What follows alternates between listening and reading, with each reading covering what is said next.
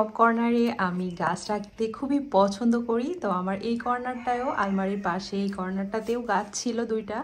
এখানে আরেকটা গাছ ছিল যে গাছটা আমি কিছুদিন বাসার বাইরে ছিলাম, যার কারণে ঠিকমতো পানি না দেওয়ার কারণে নষ্ট হয়ে গিয়েছে। তো আমার ঘরের সব কর্নারেই গাছ আমি খুবই লাইক করি, আর ইনডোর প্ল্যান্ট আমার খুবই পছন্দের। তো এই যে এটার মধ্যে আমার একটা গাছ ছিল যেটাকে বলে রিও প্ল্যান্টটা আসলে রেগুলার যত্ন না নিলে ওটা নষ্ট হয়ে যায়, মানি প্ল্যান্টের মতো না। তো আজকে আমি নতুন একটা প্ল্যান্ট এখানে অ্যাড করব, আর সেটা হচ্ছে এই যে স্নেক প্ল্যান্ট। এটা আমি আমার মাটির গাছ থেকে বারান্দা থেকে উঠিয়ে নিয়ে আসলাম। এটা এখন আমি খুব সুন্দর করে ক্লিন করে নিব। আগে এখানে একটা বাচ্চাও দিচ্ছিল, আমি খেয়াল করি নাই, তাই উঠিয়ে ফেলেছি। জানি না এই বাচ্চাটা বাঁচবে কিনা। তো এটা আগে আমি ক্লিন করব। এটা যেহেতু গাছটা পচে নষ্ট হয়ে গিয়েছে, তারপর আমি এটা ক্লিন করব, করে আমি সাজাবো, দেখি কেমন সুন্দর লাগে দেখতে।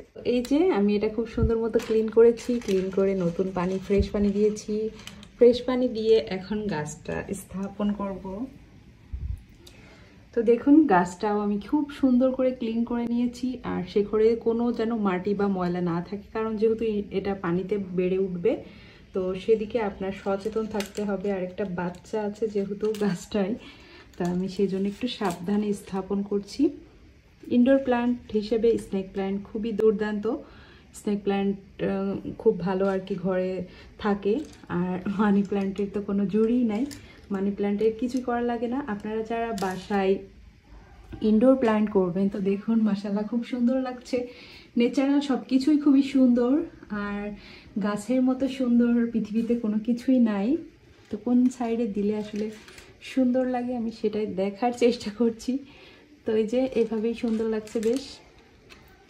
আমি এখানে কিছু কালারফুল যে স্টোন ওটা কিনে নিয়েছি, আর প্লাস্টিকের বোতল দিয়ে একদম ন্যাচারাল, কম খরচে ন্যাচারাল পদ্ধতিতে ঘর সাজাতে খুবই ভালো লাগে আমার।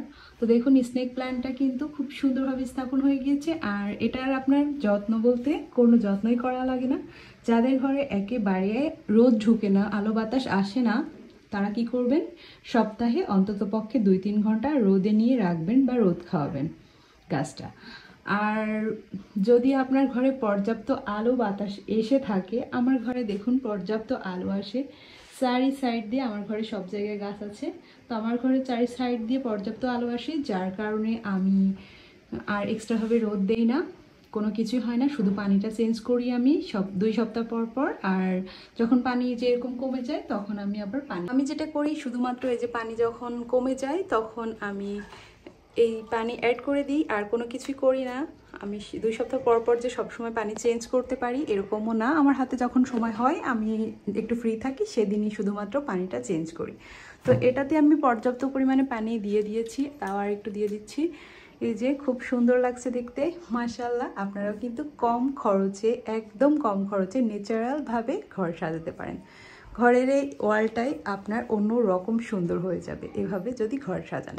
আর এই যে আমার আরও একটা, এটা আমার ড্রেসিং টেবিলের মধ্য থেকে দেখতে আরও বেশি সুন্দর লাগে। এখানে যেহেতু আমার ড্রেসিং টেবিল, তো এখানে আমি এই গাছটা রেখেছি। এই গাছটা আমার খুব সুন্দর, এটাতেও আমি একটু পানি অ্যাড করে দিচ্ছি। আমি আরও 2-3 দিন পর আবার পানি চেঞ্জ করে দিব।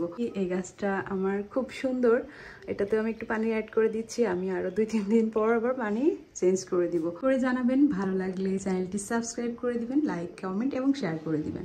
আপনারাও কিন্তু একদম কম খরচে এভাবে ন্যাচারাল পদ্ধতিতে ঘর সাজাতে পারেন। ঘর সাজানোর একটা অভিনব পদ্ধতি, এভাবে কম খরচে ঘর সাজাতে পারেন। ঘর সাজানোর একটা অভিনব পদ্ধতি হচ্ছে এটা। তো কি দুর্দান্ত লাগছে তাই না? মনে হচ্ছে কতই দাম, কিন্তু কোনো দাম না, একদম কম খরচে বাসার গাছ থেকেই আমি এটা করে ফেললাম। ইনশাল্লাহ আপনারাও করতে পারবেন। আজ এই পর্যন্তই, আল্লাহ হাফিজ।